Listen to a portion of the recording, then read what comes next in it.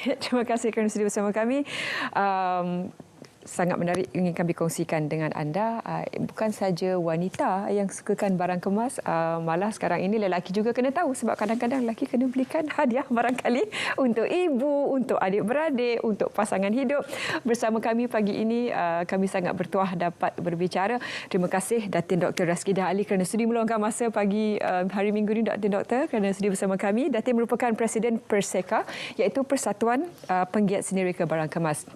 Dan sebelum kita masuk ke dalam topik ini, saya sebenarnya nak kongsikan dengan anda. Sebenarnya Datin Doktor datang ke studio pagi ini dengan barang kemas yang Datin Doktor reka sendiri. Kalau boleh kita nak minta jurukamera kita zoomkan ke... Doktor boleh tunjuk tangan. Datin boleh tunjuk tangan, Doktor. Semuanya direka oleh Datin Doktor sendiri. Few of us lah, 2-3 mereka yang menghasilkan rekaan ni. Dan kita... gabungan idea lah sebenarnya. Ada consider macam rekaan kami adalah rekaan daripada pereka lokal. Itu yang kita nak tunjukkan di sini. Doktor mungkin boleh kongsikan berapa lama sebenarnya Perseka telah pun ditubuhkan dan setakat ini berapa ramai ahli persatuan yang telah pun didaftarkan? Sebelum itu saya ingin mengucapkan terima kasih. Assalamualaikum. Dan terima kasih para audiens di Malaysia kerana, dan terima kasih kepada Selamat Pagi Malaysia kerana menyebut saya di sini pada pagi ini.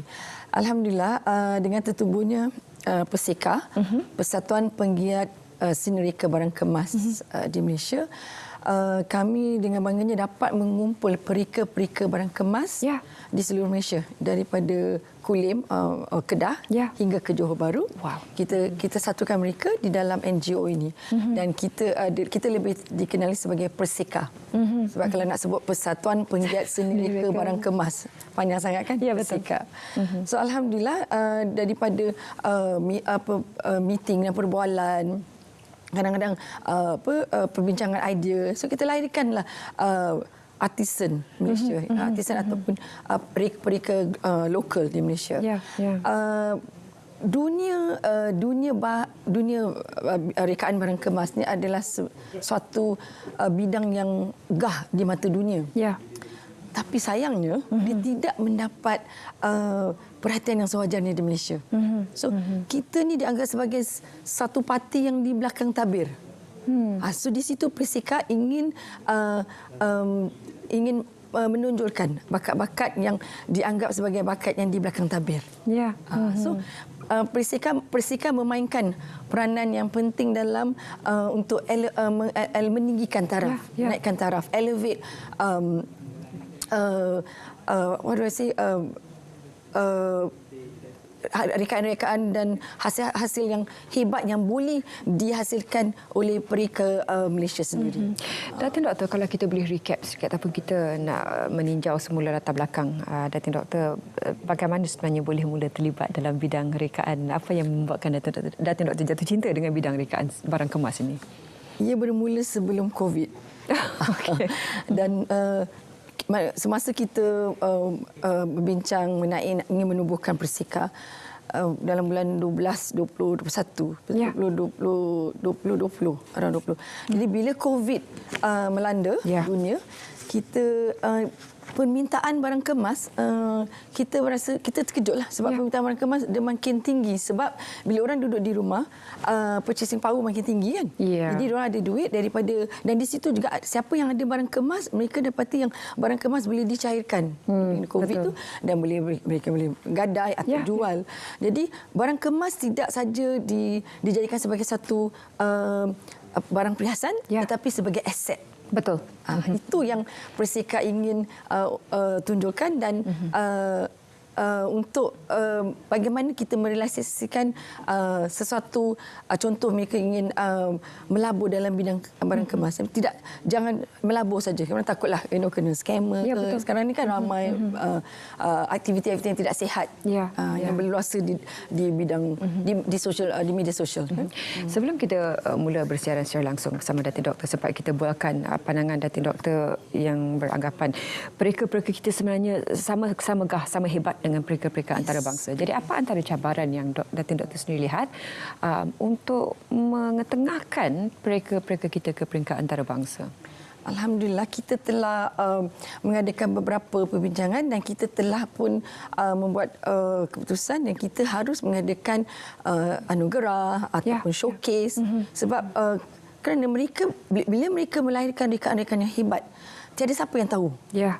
Jadi bila seseorang tu si pemakai yang akan mendapat pujian, wah cantiknya cincin. Cantiknya cincin. Tapi mereka tidak akan tanya siapa di belakang, di sebalik rekaan tersebut. Betul. Jadi itu yang saya nak tunjukkan.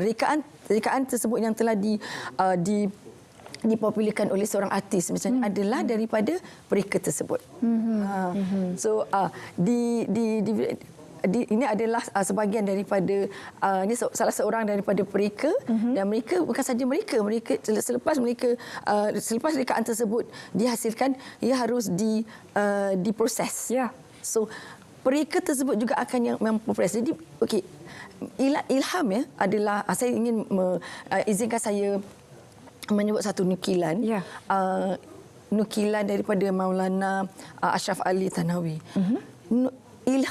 Realiti ilham adalah sesuatu yang datang dari pemikiran tetapi dia langsung di hati.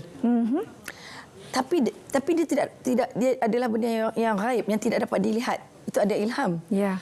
Jadi bayangkan daripada sesuatu ilham tu bila dia daripada pemikiran dia langsung ke hati. Ya. Bila sesuatu ada di dalam hati, dia akan melahirkan satu rekaan yang hebat. Betul. Sebab dia berada di hati. Kita kalau kita sayang kat orang tu, dia berada dalam hati, kita akan menjadi lebih dekat. Ya. Sama juga dengan rekaan. Bila dia singgah di dalam hati, kita akan menzahirkan atau melahirkan sesuatu rekaan yang hebat, insya-Allah.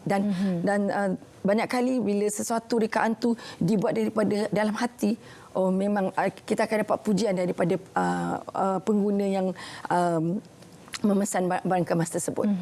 Bagaimana usaha Perseka pula untuk memastikan karya-karya hebat yang dihasilkan oleh para pereka barang kemas di Malaysia, terutamanya di bawah persatuan, dapat dikomersialkan dan memberikan imbuhan yang setimpal kepada usaha ilham inisiatif yang telah pun diberikan oleh para pereka ini? Itulah objektif antara objektif utama. Kita akan mengadakan road tour di Malaysia. Saya selalu berbincang dengan mereka.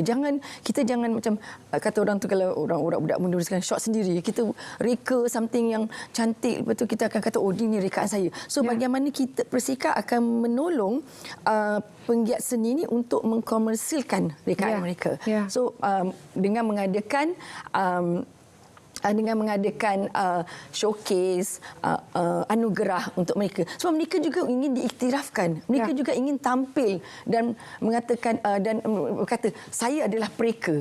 Contoh seperti di dalam skrin ini, dia adalah rekaan artis tempatan.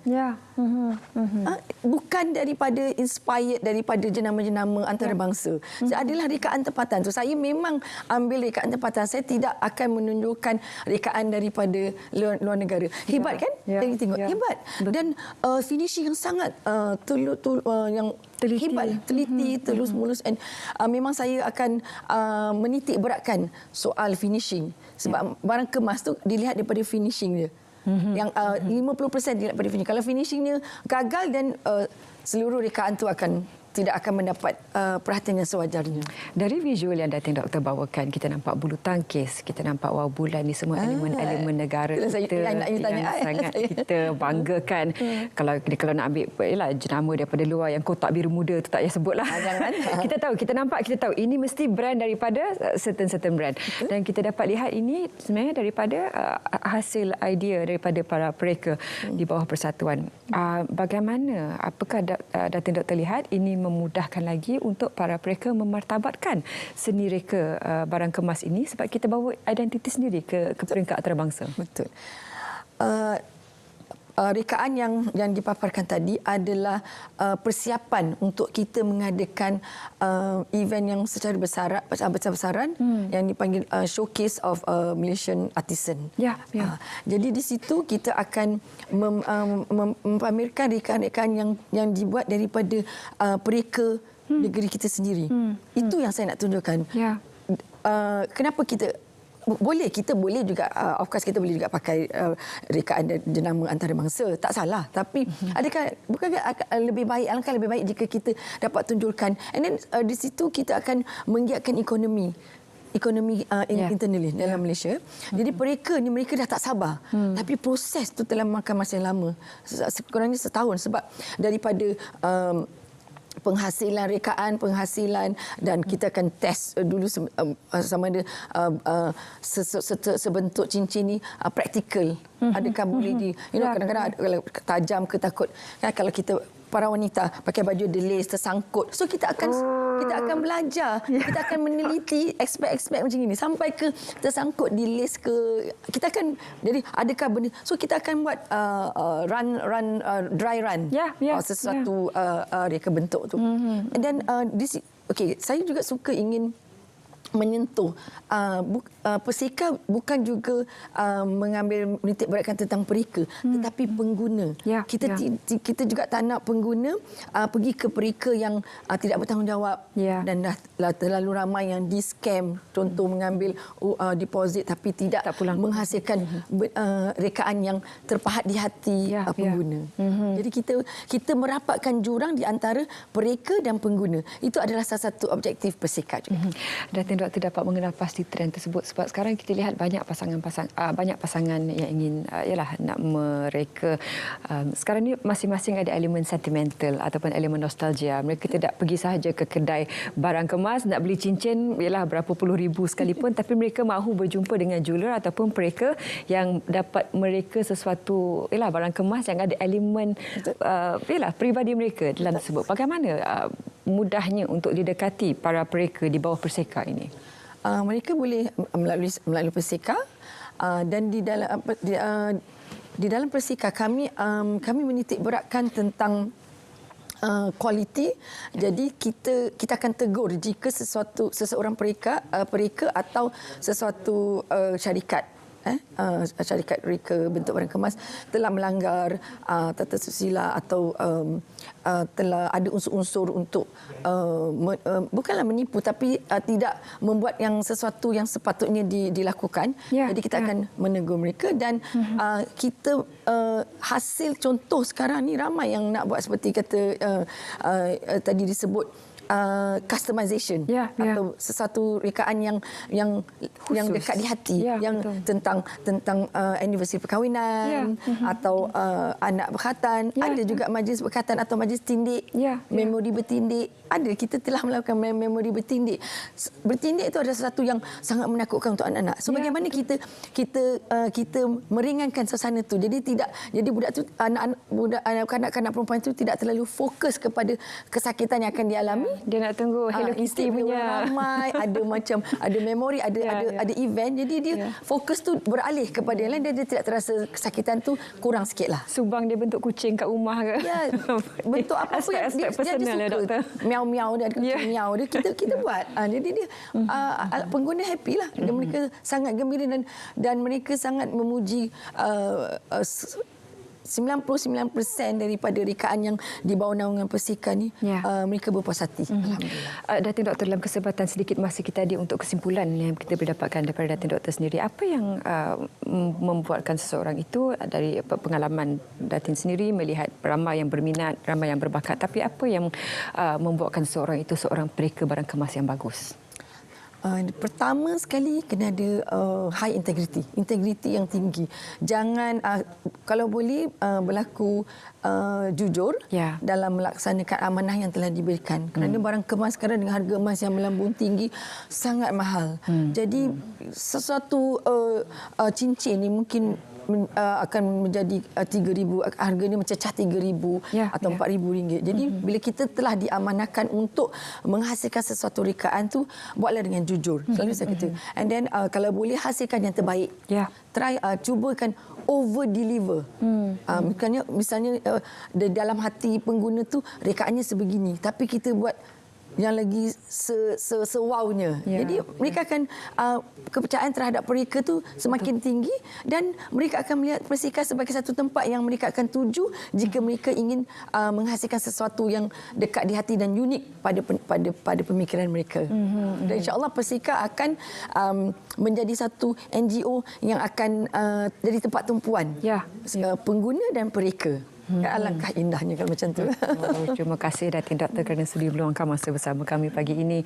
Kadang-kadang kalau hati mood tu tengah merudum, kata orang dapat barang kemas yang cantik, benda tiba-tiba terus cuaca jadi cantik. Kenapa saya sebut cuaca? Kerana kita terus bersama rakan-rakan pelabur kita di Met Malaysia untuk kita saksikan tinjauan kaji cuaca, dan kita akan kembali selepas ini. Daripada barang kemas kita nak ke dapur pula. Jadi teruskan bersama kami dalam Selamat Pagi Malaysia, terus kepada Met Malaysia terlebih dahulu.